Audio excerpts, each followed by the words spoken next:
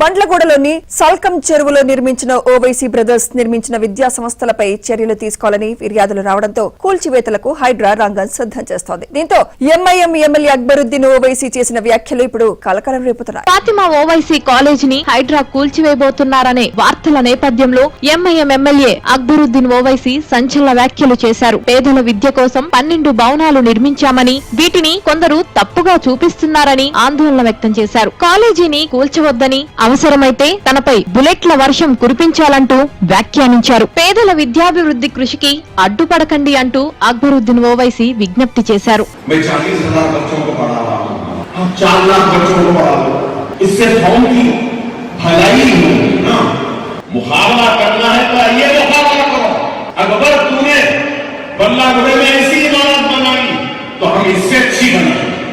अकबर तू हजारों बच्चों को पढ़ा